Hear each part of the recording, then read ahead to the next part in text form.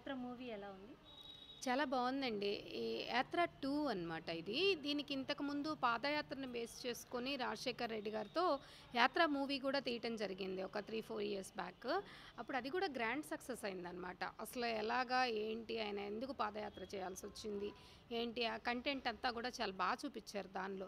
ఇప్పుడు ఈ 'యాత్ర 2'లో ఏంటంటే ఆయన చనిపోవటం దగ్గర నుండి జగన్మోహన్ రెడ్డి గారు ఎలా ఆబ్స్టకిల్స్‌ని అవన్నీ కూడా క్రాస్ చేసుకుంటూ ఇటు కాంగ్రెస్ నుండి కావచ్చు, అలాగే టీడీపీ నుండి కావచ్చు, అలా రకరకాల స్టేజెస్ అన్నీ కూడా దీనిలో కళ్ళకు కట్టినట్టు చాలా బాగా చూపించారు.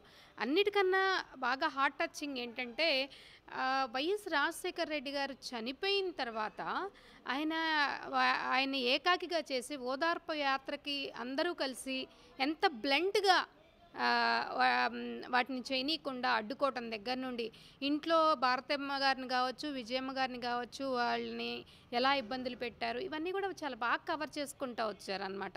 కాకపోతే ఒక దృఢ సంకల్పం ఉంటే ఏదైనా మనం రీచ్ అవుతాము. ఒక స్ట్రాంగ్ డిటర్మినేషన్ ఉంటే ఏదైనా సింగిల్గా, ఈవెన్ నేనున్నాను ఫర్ ఎగ్జాంపుల్. ఇప్పుడు అందరూ అనుకుంటారు రోజారాణి బాగా మాట్లాడగలదు, అన్నీ చేయగలదు, పార్టీలో చాలా యాక్టివ్గా ఉంటుందని. కానీ ఆవిడకి బ్యాక్ సపోర్ట్ ఎవ్వరు లేరు, ఆవిడ సింగిల్ కదా అనే ఒక ఇది అందరికీ ఉంటుంది. అలా కాదు. ఇప్పుడు మనలో టాలెంట్, ఒక డెడికేషను, డిటర్మినేషన్ ఉంటే ఏంటంటే ఆటోమేటిక్గా ఎవరైతే కష్టపడుతూ ఉన్నారో ఒక్క అడుగుతో మొదలైనటువంటి జగనన్న పాదయాత్ర తర్వాత కొన్ని కోట్ల మంది ఇవాళ రోజున తర్వాత 151 స్థానాలు గెలుచుకొని ఆయన ఒక చరిత్ర సృష్టించడమే కాకుండా మనం గత 5 సంవత్సరాలుగా చూస్తూ ఉన్నాం. ప్రతి మూమెంటు హిస్టారికల్లే. ఎంత డేరింగ్ స్టెప్ అంటే ఆయన ఇప్పుడు ఇవాళ రోజున అన్ని కోట్ల ఆస్తి ఉంచుకొని ఆయన హ్యాపీగా లైఫ్ని లావిష్గా ఎంజాయ్ చేయొచ్చు.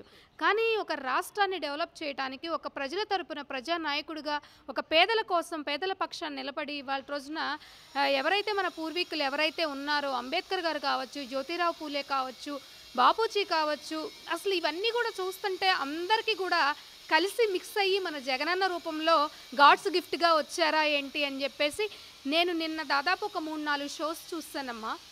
ప్రతి షోలో కూడా నేను మైండ్లో ఆప్ట్ చేసేసుకున్నా అనమాట. అంటే నా దగ్గర ఆల్రెడీ పాదయాత్ర, జగనన్న పాదయాత్ర ఉంది, రాజశేఖర్ రెడ్డి గారి పాదయాత్ర ఉంది. అవి ఆల్రెడీ నాకు చాలా ఇన్స్పిరేషనల్ అనమాట నా ఎవ్రీ స్టెప్కి పాలిటిక్స్లో. కానీ నిన్న కళ్ళకు కట్టినట్టు ఆయన చూపిస్తూ ఉన్నప్పుడు లిటరల్గా అంటే చూడండి నాకు ఒళ్ళు జలతరిస్తూ ఉంది. ఎంత డేరింగ్గా అందరికీ నేను కదా రిప్రజెంటేషను, నేను కదా జవాబుదారీతనము అని చెప్పేసి ఆయనకున్నటువంటి ఒక రకమైన అహం అనేది ఉంటుంది ప్రతి ఒక్కళ్ళకి, సెల్ఫ్ రెస్పెక్ట్.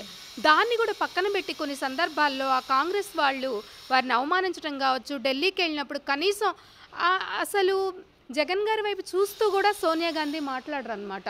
వాళ్ళ మదర్ అను ఆయన సోనియా గాంధీని కలవడానికి ఢిల్లీకి వెళ్తే ఓదార్పు యాత్ర గురించి రిక్వెస్ట్ చేయడానికి వెళ్తే అట్లీస్ట్ జగన్మోహన్ రెడ్డి గారి ఫేస్లో కూడా సోనియా గాంధీ చూడరు అనమాట. అంత అంటే అప్పుడే మనకేమనిపిస్తుంది, మానసికంగా చాలా చచ్చిపోతాం, అంటే కృంగిపోతాం. అలాంటివి కూడా అప్పుడేం గుర్తొస్తాం, వెంటనే ఆంధ్ర రాష్ట్ర ప్రజలు జగనన్నకి మైండ్లో బ్లింక్ అవుతారు. సో నేను ఇవాళ రోజున నేను ఇప్పుడు ఈ క్షణం నేను అహంకిపోతే రేపు నా ప్రజలేంటి, నన్ను నమ్ముకున్న వాళ్ళు ఏంటి, ఒక అమ్మ భార్య కాదు కదా, నాకు ఇంకా వీళ్ళందరూ కూడా ఉన్నారు కదా, నేను కదా రిప్రజెంటేటివ్ని అని చెప్పి ఆయన ఎంత అంటే నిజంగా అండి it's really amazing and very inspirational movie అండి. చాలా చాలా అన్నమాట.